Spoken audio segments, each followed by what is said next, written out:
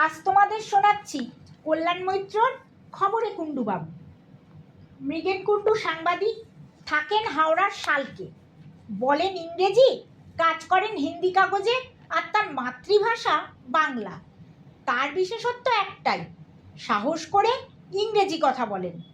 চোখা চোখা প্রশ্ন বানে মন্ত্রী, আমলা, এমনকি পুলিশ কর্তা আর রাজনৈতিক নেতাদের কাবু করে ফেলেন। এ নিয়ে মনে মনে কুণ্ডুবাবু চাপা গর্ব অনুভব করেন।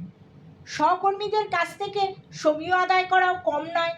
একে তো সাংবাদিকরা সন্দেহপ্রবণ, চট করে কাউকে ভালো বলতে পারেন না, সব ব্যাপারেই তাদের ভ্রু কোঁচকানো স্বভাব। এহেন সাংবাদিক বন্ধুরাও কুণ্ডুবাবুকে সহ্য করেন শুধু ওই একটি কারণে, ইংরেজির জোর। কুণ্ডুবাবু প্রয়োজনে অপ্রয়োজনে ওই বিদেশি ভাষার শক্ত শক্ত শব্দ উচ্চারণ করে মাঝে মধ্যেই পরিবেশকে ভারী করে তোলেন। এই সেদিন 420 চ্যানেলের রিকা রেগেই আগুন। করলেন কি কুণ্ডুবাবু, ভালো শটটা নষ্ট করে দিলেন। ফ্রেমের মধ্যে ঢোকার কি দরকার ছিল বলুন তো? মুখ্যমন্ত্রী তো নিজে থেকেই বলছিলেন। রিকার মৃদু প্রতিবাদ শুনে পাশ থেকে সে কথায় কে যেন মিয়াও ডাকলো, আর একজন ভিড়ের মাঝে মাথাটা নামিয়ে নিয়ে বলল, ইংরেজ, ভারত ছাড়ো। কথার ভাঁজ কুণ্ডুবাবুর না বোঝার কথা নয়। প্রথমে ম্যাও ডাক, তারপর ইংরাজি নিয়ে কটাক্ষ করা কুণ্ডুবাবুর পক্ষে সহ্য করা মুশকিল হয়ে পড়ল। দাপ করে জ্বলে উঠলেন। কুণ্ডুবাবুর মাথায় মস্ত একটা টাক, রোগাটে চেহারা, চেহারার তুলনায় মাথাটা বেশ বড়, গায়ের রং কুচকুচ করছে কালো, আর সেই তুলনায় দাঁত কপাটির রং ঝকঝকে সাদা। একটু হেলে দুলে চলেন। ইদানিং রাগের মাত্রাটা তার চড়া হওয়ায় শরীরের রক্তচাপ বেড়ে থাকায় কুণ্ডুবাবুকে ঠিক ওরাংওটাংয়ের মতো দেখতে লাগে। কুণ্ডুবাবু কতটা ভালো ইংরেজি জানেন সে প্রশ্নের উত্তর খোঁজার চেষ্টা কেউ কখনো করেননি। যারা আসল খবর জানেন বা বোঝেন তারা উচ্চবাচ্য করেন না। আর যারা কুণ্ডুবাবুর ইংরেজির ধাক্কায় শোনার আগে আগেই কুপকাত হয়ে পড়েন, তাদের অবস্থা ঠিক তুমি মূর্খ আমি চাষা, তোমার আমার একই দশা। কুণ্ডুবাবুর সঙ্গে অমল সরকারের খুব ভাব। অমলবাবু তাকে সাহায্য করেন, এই খবর টবর দেওয়া নেওয়া করেন। সবাই জানতো অমল সরকার কুণ্ডুবাবুর আত্মীয়। হয়তো কথাটা কেউ কখনো মজা করে বাজারে ছড়িয়েছে, আর সেটাই ঘুরে ফিরে পাঁচকান হয়েছে। সেই অমল সরকার সেদিন যখন বললেন, কুণ্ডুবাবু আপনি যা বলেন আমি তা বুঝতে পারি না কেন বলুন তো, যদিও আমি ইংরেজি ভাষাটা ভালো জানি না, একদম ইলিটারেট, এত ভালো শিখলেন কি করে? কুণ্ডুবাবুর দাঁত দেখা গেল ঝলমল করে উঠল, চোয়ালের পাশের দাঁতগুলো উঁকি দিতে শুরু করলো।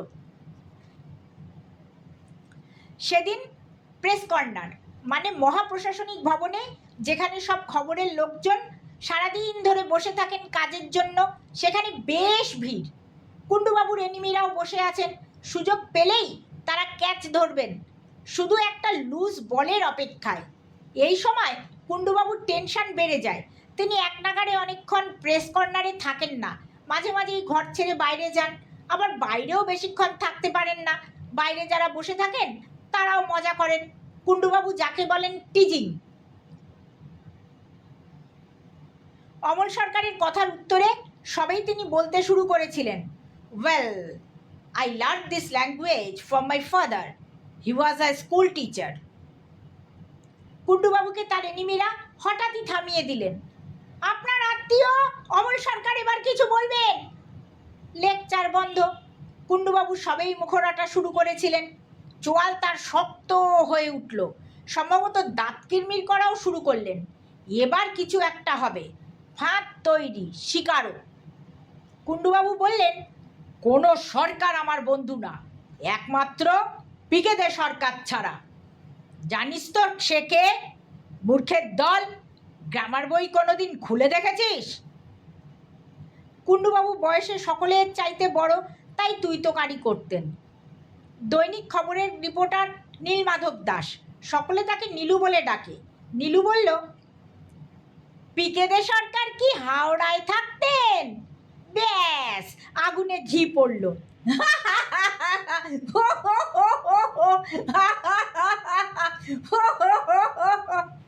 সবাই হাসছে।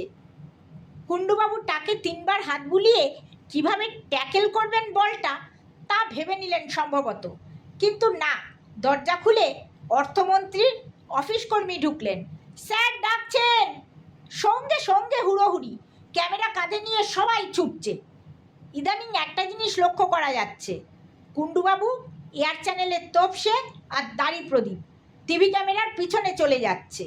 রোজই কোনো না কোনো চ্যানেলে তাদের ছবি দেখা যায়। ক্যামেরাম্যানরা বলে কুণ্ডুবাবু জ্যামিতিতেও নিখুঁত, কোনখানে দাঁড়ালে ক্যামেরাবন্দি হওয়া যায় তা তিনি ভালো মতো জানেন। এ নিয়ে তার বিরুদ্ধে অভিযোগ কম নয়, কিন্তু কিছু করার উপায় নেই, স্বাধীনতা বলে কথা। কুণ্ডুবাবু এই একটা ব্যাপারে কোনো রাগ করেন না, হেসেই ম্যানেজ করে দেন, কম্প্রোমাইজ করার চেষ্টা করেন। এক সময় কুণ্ডুবাবু টিভি চ্যানেলেও কিছুদিন কাজ করেছেন। সে সময় কোথায় নাকি একটা দুর্ঘটনার কভারেজ করতে গিয়ে তাকে মর্গে যেতে হয়।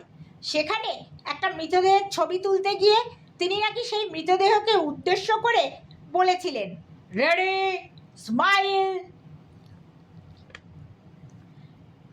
জীবনে তিনি প্রচুর লিখেছেন, পাতার পর পাতা। এত ইংরেজি বলেই বা কি হলো? বিতর্ক তোলা আর হেনস্থা হওয়া ছাড়া। সকলে মুখ চেপে হাসাহাসি করে। কুণ্ডুবাবু মনে মনে বলেন, ইডিয়েট। কোথাও একটা চাপা দুঃখ অনুভব করেন। বয়স হচ্ছে, অপমান সহ্য করাও তাই কঠিন। বাঙালি ঈর্ষা করেই মরল, পুরো কাকড়ার জাত। টিভিতে ছবিতে মুখ আসার পর পাড়ায় কুণ্ডুবাবুর দর বেড়ে গেছে। বাজারে লোকের এখন সমীহ করে।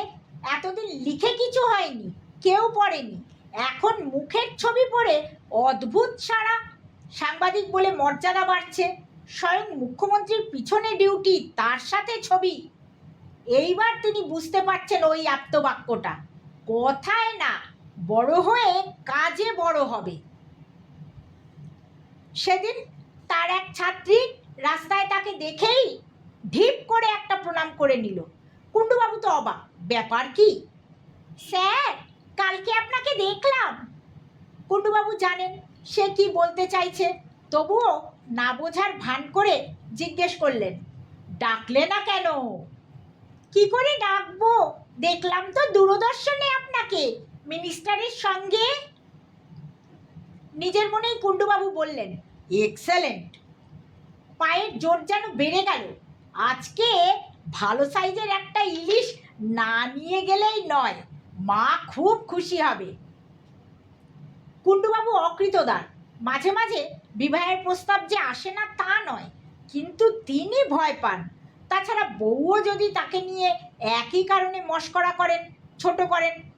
বউ না হলেও চলবে, কিন্তু ইংরেজি বলা ছাড়তে পারবেন না তিনি। কুণ্ডুবাবুর আরও ভয়, যদি তার বউ জানতে পারেন তার আসল পজিশনটা কি। কত নরম মাটিতে তিনি দাঁড়িয়ে, চাকরি আজ আছে কাল নেই, তাই ওদিকে নয় কুণ্ডু। তবে জ্যোতিষী হরিহর মুখুজ্জে অবশ্য বলেছেন, স্ত্রী ভাগ্যে উন্নতি আর উন্নতি। কুণ্ডুবাবুর বয়স 50 পেরিয়েছে, 4টে দাঁত পড়েছে, টাক ক্রমশ বড় হচ্ছে, পকেটে জোরও কম, গায়ের হাড়গুলো আজকাল কেমন যেন মটমট করে। তবুও হরিহর জ্যোতিষীর কথায় একদম যে ইচ্ছে হয়নি তা নয়, কিন্তু পাত্রী কোথায়? হরিহর জ্যোতিষী কুণ্ডুবাবুর হস্তরেখা বিচার করতে গিয়ে বেজায় মুশকিলে পড়েছেন। সেদিন সকালে কুণ্ডুবাবু তার বাড়িতে গিয়ে হাজির। কাকা, হাতটা একটু দেখে দিন তো, any chance, I want a lift. কুণ্ডুবাবুর হাতে দুটি রেখা ছাড়া অন্য কিছু নেই। হরিহর কেমন জ্যোতিষী তা ভগবানই জানেন। হাত বা কপাল দেখে নাকি তিনি অভ্যর্থ বলেন।